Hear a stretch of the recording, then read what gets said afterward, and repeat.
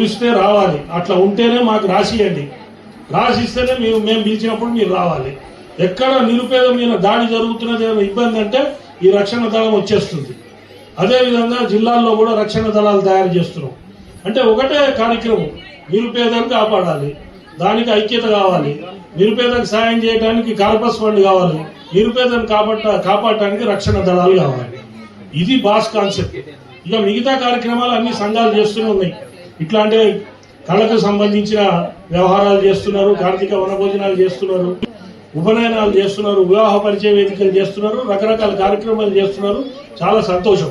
కానీ నిరుపేదలను కాపాడటానికి ఈ అన్ని సంఘాల సమాహారంగా బాస్ తయారైంది. దయచేసి కులగణనలో అందరూ పాల్గొనండి. పాల్గొనిన తర్వాత ఆ నిరుపేదలు వచ్చేది త్రూ సంఘం ద్వారా.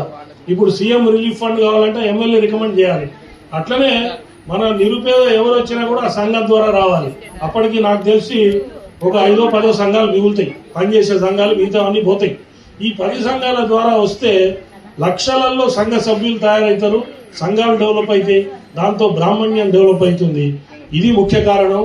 తర్వాత బాస్ ఏంటంటే యూత్ కాన్ఫరెన్స్ ఒకటి మేము ఒక 6 నెలల్లో చేస్తున్నాం. 10,000 మంది యంగ్స్టర్స్ ఈ సంఘాలకి దూరంగా ఉన్నారు. మన పిల్లల్ని మనం అందరినీ తీసుకొని రావాలి. తీసుకొచ్చి ఆ యూత్ కాన్ఫరెన్స్ సక్సెస్ అయిన తర్వాత నేను అన్ని సంఘాలను రిక్వెస్ట్ చేసేది ఏంటంటే, మీ పగ్గాలు ఆ యూత్ చేతిలో పెట్టండి. వాళ్ళు మనకంటే బ్రహ్మాండంగా నడుపుతారు. యూత్ చేతిలో పెట్టి బ్రాహ్మణ్యం ఐక్యత అయ్యేదాకా ఈ బాస్ సంస్థ అనేది ఉంటుంది.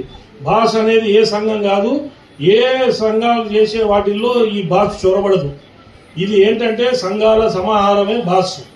ఇది దయచేసి అర్థం చేసుకోవాలి. సంఘాలను బలోపేతం చేయడం, నిరుపేదలను కాపాడటం, బ్రాహ్మణులను రక్షించడమే ఈ బాస్ యొక్క సంస్థ యొక్క లక్ష్యం.